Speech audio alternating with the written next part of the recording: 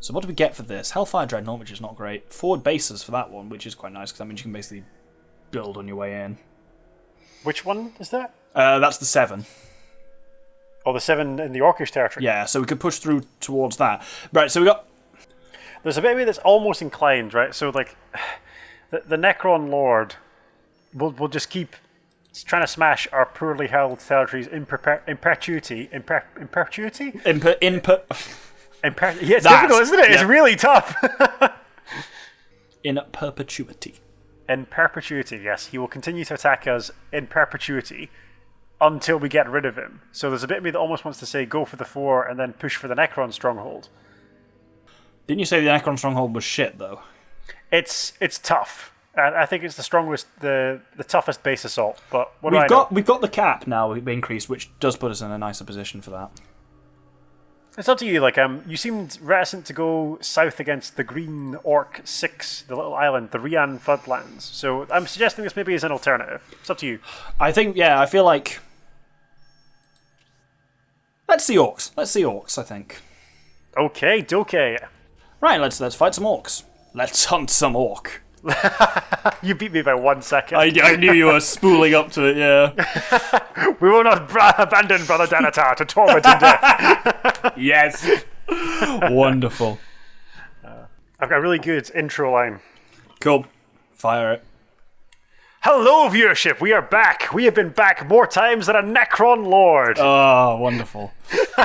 I spent the 5 minutes I was away from the keyboard thinking of that. So I hope that's gone over like an absolute storm with you, viewership, because the comedy don't get any better than this. Now, in this map, we're fighting a completely different enemy, so we've never faced this Genos race in this campaign before, so maybe you guys have heard of them, but they're one of my favorite alien factions. We are facing the Orks of the 41st millennium. So this is also a fucking tiny map. Yeah, but this will be good though, because like there's lots of close combat against Orcs, and it's fun to watch the Honor Guard kind of tear through them. Yeah, we do have a significant Honor Guard now. Interestingly, like 40k Orcs, their name is spelled O for Oscar, R for Romeo, K for King, S for Sierra. So distinct from the Tolkienian spelling of Orcs, which of course is O-R-C-S. So maybe for rights reasons, I'm not entirely sure, but they're spelled differently. And 40k Orcs are as follows. Over the long millennia, Orcs have proven to be the most prolific and frequent threat to the Imperium. They can be found in warbands, clans, and tribes across countless planets and spaceborne fleets, sometimes even forming their own volatile empires. Orcs are a barbaric Genos race that infests the galaxy. No matter how far mankind has travelled, they have found the Orcs are either already there waiting for them, or arrive soon after to launch their characteristically crude but devastating attacks.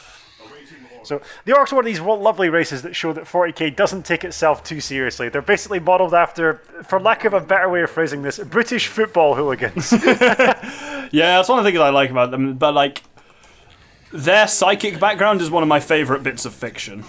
Oh, it's brilliant. I'll let you explain it because like I know you enjoy it. I got a lot of stuff going on, so you can have that one. Yeah, so Orcish technology is junk, as in, it is literally junk. It's just metal strapped to other bits of metal, like there's no mechanisms, like, it shouldn't work. There's no real science to it. They just mash bits of metal together and somehow it works. And the reason is because the collective Orc psyche, the psyche of their race as a whole, believes it works. So it does. It's insane. Well, yeah, because they actually have a slight connection to the warp that means that if enough orcs believe that painting yellow stripes on a rocket makes it go faster, it does. But it's like, then you end up with absurd shit like orc spaceships have windows because orcs believe that you can stick your head out and you'll be fine. So that's true. But the thing is, like, if anyone else tries that, they die. If any normal person tries to pick up and use an orc weapon, it falls apart because, as you say, it's literal trash. Yeah, there's a really good bit, I think, in one of the 40k novels where they're playing around with an orc corpse and they take his chainsword is still hoarding in his hand and they take it out of his hand and it stops and they put it back into his hand and it fires back up again. So orcs are like, I'm going to say he when I refer to the orcs, which isn't technically true. I think they are a completely androgynous race. They're technically a living fungus. Huh. And they thrive in combat. So the more, and they're kind of like the Saiyans, I guess, from Dragon Ball Z. The more an orc fights, the bigger and stronger the orc gets.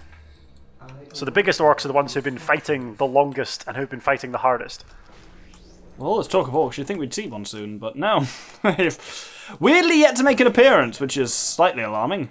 They'll be along shortly, and as much as like many of the 40k races are just elves in space, or evil elves in space, or Egyptians in space, obviously everyone knows what an orc is. If you're remotely interested in fantasy, you know what an orc is, but at least they're distinct from the kind of Tolkien orcs. Yeah, I'll give you that, certainly.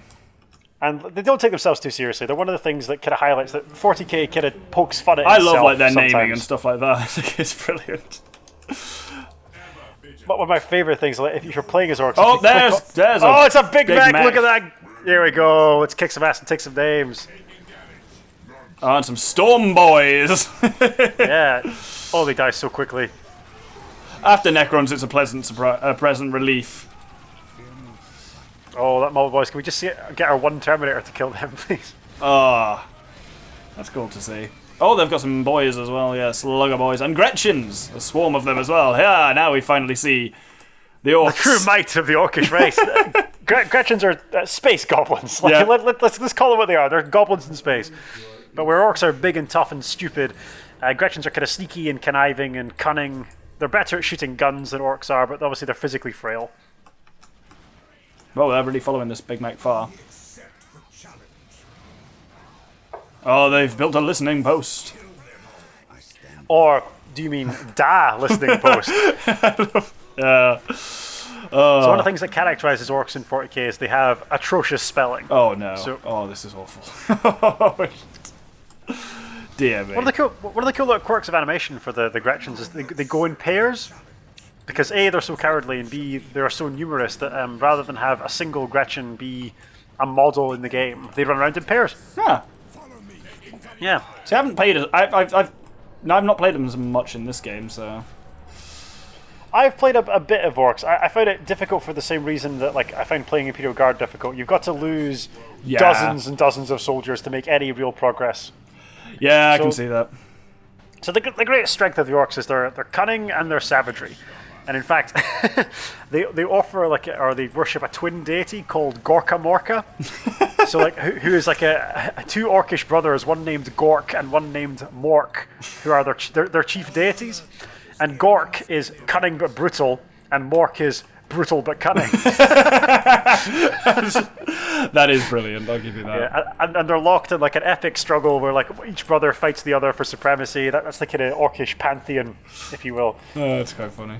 Yeah, because orcs will usually, like, if there's no one else to fight, they will fight themselves. In fact, so much so that they will use teeth. Orcish teeth are currency. Because if you can punch another orc and knock his teeth out, that makes you better. There's a weird kind of like subset of them in the 41st millennium that like lots of them are used as mercenaries, sometimes even as by humans. So like human pirates and human rogue traders in the 41st millennium actually enlist their services and they hire orcish mercenaries. Huh.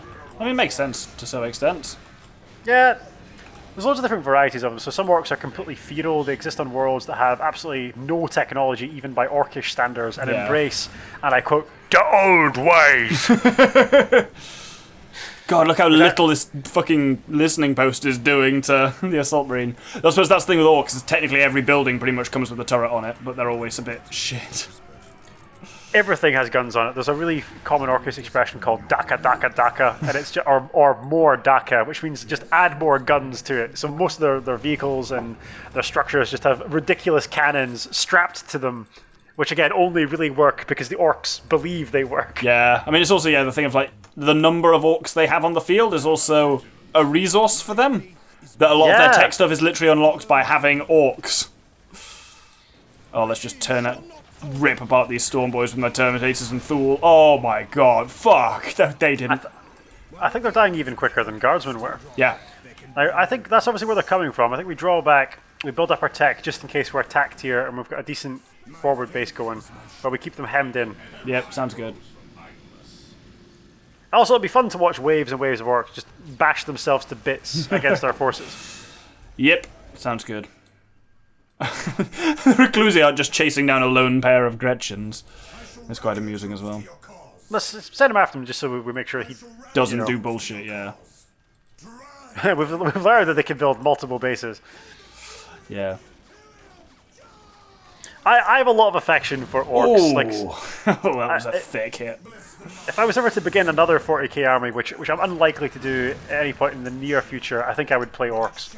That's the issue of just the pure cost of the setup costs of 40k. Well, it's not even a cost thing. It's just in order to play orc. Well, it's not necessarily a rule, but usually you need a lot of orc boys. So Yeah. I think a Space Marine in the current 40k point system is, I don't know, somewhere in the region like 18 or 19 points, depending on the variation of Space Marine. Yeah. Whereas like an orc boy is like 5 points. You got to have 4 times the number of orcs as you do Space Marines, really. Yeah. And that's a lot. It's a lot of models to paint.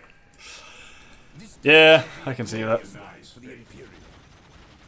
I mean, yeah, these guys are going to happily hold this gun line forever. Just Heavy in bolters, I depth. think, particularly nice against orcs. They are. I think the heavy bolter is just kind of the best go-to against so many factions. Yeah. With some plasma against the Chaos Marines against Necrons. Yeah, that's the thing, when you're up against harder units, but orcs are not hard units by literally any stretch of the imagination. Yeah, there's a very good series, I think, called The War of the Beast, which is set in the early days of the Imperium after the Horus Heresy, and the biggest threat to the Imperium is this massive orc invasion. That the Imperium has become complacent, basically, and it assumes that its Space Marines can protect them against anything. Yeah. And there's this, like, they've underestimated orcs, basically, and there's this like, huge orc incursion that they're just not prepared for. But orcs are their kind of classic matchup, their classic foe is the Imperial Guard. Yeah. the two big numbers units against one another, yeah, makes sense. If you play orcs in the tabletop in 40k, then basically, if you want to play a shooting game with them, you've just got to bring so many orcs that eventually something will hit. But they're a faction based on kind of like randomness, like strange things can happen because their technology is all a bit weird. Weird boys. So their guns are as likely to explode and kill somebody as they are to actually hit and kill their target. Yeah. Which I really like. I like a faction that's a bit more comedic, that's a bit more explicitly kind of laid back. Yeah, that's the thing. Like, as you're saying, in a lot of ways, you might not notice it, but 40k really doesn't take itself seriously. But you see that so clearly with, there's some WAAAAAAAGH banners. Yeah, so an orc, when a gang of orcs reaches a sufficient size, they form a raiding party or a warband called a WAAAAAAAGH, which is like what the orcs call like a warband, basically, that's going to war, as an orc WAAAAAAAGH. I love that. In fact, architecture. they're kind of like hurricanes, though. Like an orc WAAAAAAGH is named after the orc that commences it. So this is Gazgul. That's the name of his war. Is it Gorgutz in this one? Oh yeah, sorry, Gazgul. We'll talk about Gazgul in another mission. But the orc warlord in this game is called Gazgul. Sorry, no, not Gazgul. He's called Gorgutz, There we go. which is a really good name for an orc. Gorgutz. Gorgutz Headhunter. And again, you could just hear that like English kind of like thuggy accent, which is exactly because they're explicitly just based on English football hooligans. Yeah. People say that they sound like they're from Yorkshire, the Orcs, Doctor, which is where you're from. Absolutely not. They are definitely Really? They are definitely Cockney. Well, we got a Hellfire Dreadnought for that, which is relatively straightforward. Yeah. We are blitzing through these missions now. We are. Let's see what the bad guys do. Hold on a second. We didn't lose any. Oh no, we didn't lose anyone, but we can gain it. Well, no, we've not got the requisition for it. But yeah, let's see what people do. Oh, Tau's actually making a move. Can the Tau get a victory? Absolutely Oh, not. The Tau are on no, the that's- back foot here. Oh, Oh, the oh, Necrons the brothers. Necron's shuffling around. Nope. Oh. We've got some difficult decisions to be made here. Right, first off, I do want this Hellfire Dreadnought. Oh, absolutely. Then I think we reinforce. See that area? It's only a 1. I think we get some dudes in there. They can't immediately. Necrons can't immediately. Or they can because they've got the fucking. They can. They have a Horrendous, teleporter. Their spaceport. And yep, you're right. Let's get ourselves a dread. Oh no, Dreadnought's too expensive there. A little bit of everything. I wanted to do the Mambo number 5. Oh, they only went up to 2. That's ridiculous. Fuck me. Now we've got some difficult decisions to make here. Really. Yep. So that would give us forward bases, which is quite nice. The Hyperion Peaks is a tough gig, though. Yeah. Fuck off, land speeder. Don't give me that. We don't shit. really want. Also, like that's a 10. Yeah, that's significant. What's it say about a 10? 2 large Hard bases, veteran. elite infantry vehicles. Yeah. Maybe not. Maybe not. But if the alternative is just a straight attack at their fortress, where the Necron Lord also is. I don't know if that's true. I think if we attack their fortress, we just get the fortress. I don't know if they have their honor guard there. Although if we attacked and lost our entire honor guard, it would take a while to build it back up, and that could be catastrophic at this stage. I'm confident we could beat the Orks. Yeah. I'm less confident we could take on the Necrons, but what I'm worried about is if we don't crush the Necron base now, they'll just keep... They're such a threat to us, especially because they've got the spaceport, Yeah, they'll just keep needling us and needling us and needling us. I think we could do it. It's a bit of a grind, the mission, but we could give it a go. We've got the honor guard to hold off in the first instance. We can hold off the additional assaults. With increased manpower, we're actually in a stronger position in a kind of war of attrition than we have been in the past. That's true. Which is how the Necrons play. Yeah, they are very attritional, because it's just being, much as we are, very durable, and then bringing guys that you thought were dead back. Yeah. Let's give it a go then, if you think. Fuck it, let's see what happens. The Thoroughbis Plateau. Never done this one before, so let's see how it goes. Oh, really? It's like an underground temple that we have to attack. Yeah, right, when you're ready. Oh, am I doing this, am I? Yep, I'll mute him and do you. Will you edit this while I have my cool Space Marine voice? Yep. The full extent of the Necron presence on Kronus did not become clear until those opposing them launched raids into the catacombs under the Thule Abyss Plateau. The first Necron massacres on the planet had occurred there, and their enemies expected some kind of alien bastion. Instead, they found an entryway into the underworld. Garbled reports from doomed scouts sent into the cavern's passageways revealed a network of catacombs honeycombing the entire plateau. Some of these now stood hollowed out, whilst others served as staging grounds for Necron forces. Worst of all, however, were the deeper tunnels where row upon row of Necrons still stood, slowly waking to join their lord's global genocide.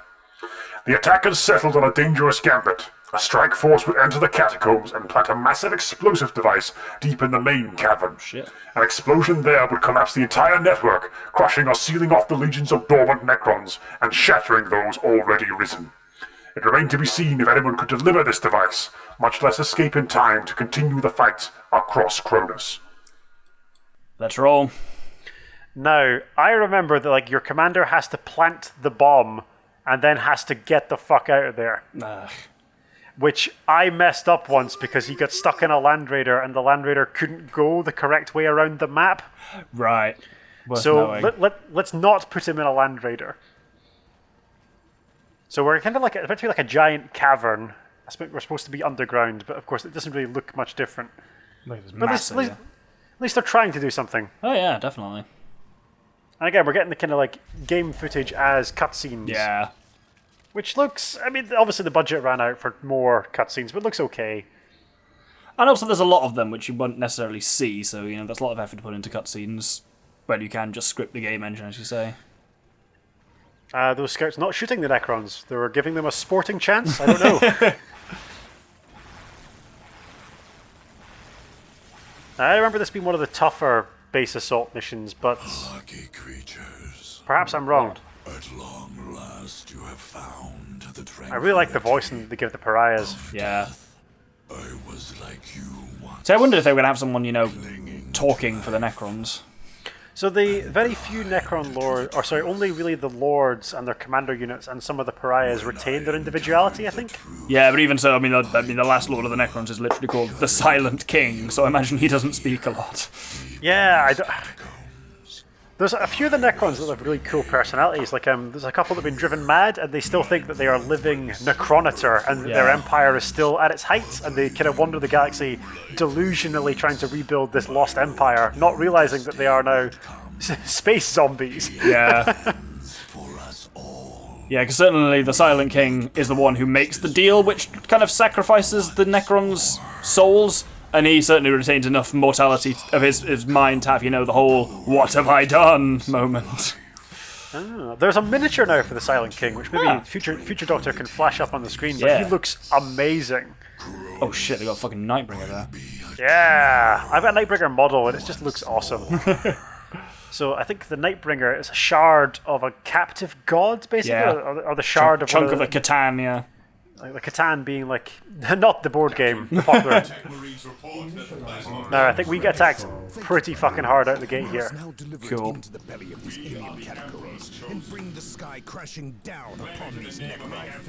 At least the Hellfire Dreadnought will be handy here. He's good for heavy infantry against this initial wave, yeah.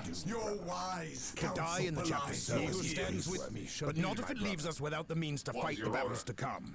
Your leadership is our most valuable resource, Captain. Oh, two spiders. What? No, where? Oh shit! So I will. Oh shit! So our assault marine has what's called melta bombs, so like basically an anti-vehicle device that you can maybe nuke it with. Oh, played ones. Let's get our hellfire into the two spider. Shit! Fuck off. Your commander must survive. That's different. Yeah, we want to be a bit more conservative with Thule than we usually are. Yeah. Let's get a chapel barracks. There we go. God, he blew up the fucking fuck off. Two spiders seem really strong. They are. Well, there's Necrons to the left. But the issue with the weakness, but also strength with tomb spiders is you can only have 3 on the map, and where they die, you have to rebuild them where they fell. Oh, and it means if they die, in like enemy territory, they're kind of fucked. I suppose it's whether our enemies are restricted by that in the same way that humans are, yeah. Let's get your assault cannon up. There's flayed ones. Let's get our melee dudes into them. Yep. I've lost my only builder, I think. Oh no, I haven't. He's just there building the chapel barracks. Brother Danatar's gonna have a bad one. Oh, right. Yep. Investigate Necrons' energy sources. Yeah, I'll deal with all this when I have a moment. Thank you. Game.